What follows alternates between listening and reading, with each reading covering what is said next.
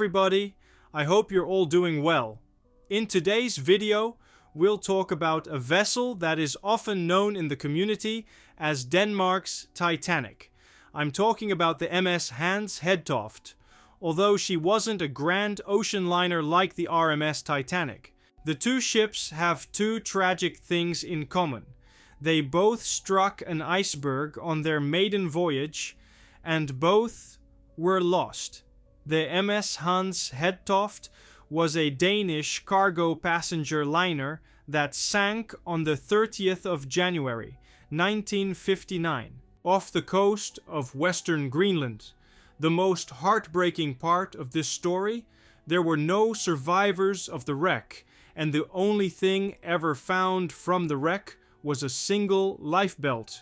Hello everybody, it's Jamie from Old Shipping Lines, and in today's video, we're going to cover the full story of the MS Hans Hedtoft, from her construction to her short service, and finally to her tragic sinking. So, if we quickly cover the specifics of this vessel, she was owned by the Royal Greenland Trading Company and constructed by the shipbuilders Frederikshavn's Werft, located in Frederikshavn in northern Denmark. Her gross tonnage measured 2,857 gross registered tons with a length of 82.65 meters, which is approximately 271 feet 2 inches.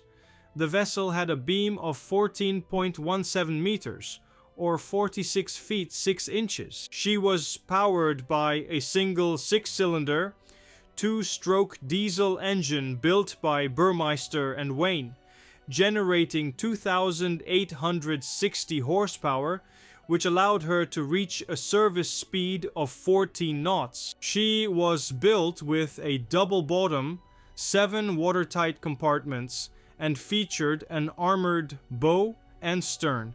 Designed for year-round service between Denmark and Greenland, she was constructed to withstand harsh Arctic conditions. Built with a riveted hull, she was, much like the RMS Titanic, regarded as the safest ship afloat. However, this feature drew criticism from ship owner Knud Lauritsen, who argued that a riveted hull was less resistant to ice pressure compared to a welded hull. The ship offered accommodations for 60 passengers in a single class, which was roughly comparable to tourist or third class on larger liners. She also had a crew of 40 members and could carry up to 1,730 tons of general cargo, much of which was refrigerated. The accommodations were comfortable, but not extravagant. As a government ship providing an essential and monopolized service to a remote, sparsely populated region, there was little need for excess. Passengers had access to a dining room, a lounge, a smoking room, and card room. The cabins were all likely exterior facing and featured a Danish mid-century modern design. It's safe to assume the public areas followed a similar aesthetic. The ship was equipped with 3 40mm anti-aircraft guns, installed under the direction of the Danish Ministry of Defense. This armament was not included in the original design, so the ship was reinforced in 3 areas to accommodate the guns. An ammunition room was also constructed in the ship's bow. The Ministry of Defense supplied the anti-aircraft guns at no cost. Although the guns were installed during testing, they were removed and brought aboard the Hans Hedtoft at the time of her sinking. An order had been given for the guns to be taken off the ship as soon as she returned to Copenhagen. It was argued that the armament of the Hans Hedtoft led to the construction of a warship without the approval of the Folketing. The vessel was launched on the 13th of August 1958 and completed on the 17th of December, and the Hans Hedtoft embarked on her maiden voyage from Copenhagen on the 7th of January 1959. making the voyage to Julianehab, Greenland, in record time. She made stops at Nuuk, Sisimiut, and Manitsok before returning to Julianehab. On 29 January 1959, the Hans Hedtoft began her return voyage, carrying 40 crew members and 55 passengers and a cargo of frozen fish, along with 3.25 tons of archives documenting Greenlandic history. One of her passengers was Augo Linge, a member of the Danish parliament. The next day, the ship struck an iceberg about 35 nautical miles south of Cape Farewell, the southernmost point of Greenland. A distress call was issued at 1:56 p.m. local time, reporting that the ship had struck an iceberg at 59 degrees 30 minutes north, 43 degrees 0 minutes west. The call was received by the USCGC Campbell, the West German trawler Johannes Kruse from Bremerhaven, as well as another West German trawler. Within the hour, a follow-up message was sent stating that the engine room had been flooded. At 3:12 p.m. it was confirmed that the ship was sinking. A final message was sent at 5:41 p.m. indicating that the ship was sinking slowly, requesting immediate assistance. Due to the weather conditions in Newfoundland, aircraft were grounded and unable to aid in the search for the Hans Hedtoft. At 6:06 p.m., an SOS distress signal was partially received by the Johannes Kruse, but shortly afterward, all communication with the Hans Hedtoft was lost. Both Johannes Kruse and the U.S. Coast Guard cutter Campbell were in the vicinity of the Hans Hedtoft and immediately headed toward her location after receiving the initial distress call. However, rough seas, drifting ice, fading daylight, and poor visibility prevented them from reaching the ship's position before she sank later that afternoon.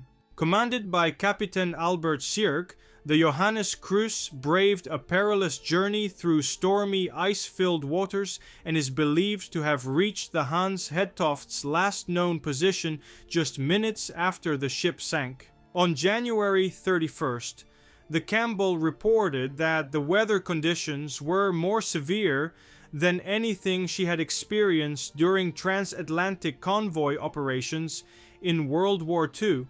Despite extensive efforts, no trace of the Hans Hedtoft or any of her passengers and crew was found. The search was officially ended on February 7th. The only piece of wreckage ever recovered was a lifebuoy, which washed up on the coast of Iceland and was discovered on October 7th, 1959, around 9 months after the ship sank. The ship sank while carrying parish registers from Greenlandic parishes, which were intended for archival preservation in Denmark, resulting in a significant loss for Greenlandic genealogical records. Following the sinking, the previously closed airfield at Narsarsuaq in Greenland, shut down in November 1958, was temporarily reopened. An international appeal fund was launched to support the victims' families, raising 40,000 krone, which was then £2,000 from 10 countries within 2 months. In total, 1,184,936 won, which is equivalent to £59,000 at the time, was distributed as compensation to the relatives. On 30th January 2005, Queen Margrethe unveiled a monument at North Atlantic Wharf, Copenhagen, to the 95 people lost on the Hans Hedtoft. To date, the MS Hans Hedtoft remains the last known ship to have sunk due to an iceberg collision with loss of life, and her wreck remains undiscovered. And that brings us to the end of the tragic story of the MS Hans Hedtoft, a vessel built with the promise of strength and safety, but ultimately claimed by the very elements she was meant to endure. Her loss remains one of Denmark's most haunting maritime disasters, not only because of the eerie similarities to the Titanic, but also because of the unanswered questions and the void she left behind. And that marks the end of a video, my friends. Thank you all so very much for watching. I hope you guys enjoyed it. Now, if you liked what you saw, please consider subscribing to the channel, as that would help out the channel a lot. Now, if you have any thoughts, comments or questions, please leave them in the comment section down below, as I absolutely love reading your comments. And please let me know in the comment section down below as well what ships you would like me to cover in the future. Now be as well sure to check out our social media pages. We are on Twitter, we are on Instagram, and we also recently have a website, oldshippinglines.com, where we have articles of the ships we cover and we have book reviews as well. I think you will enjoy the website very much.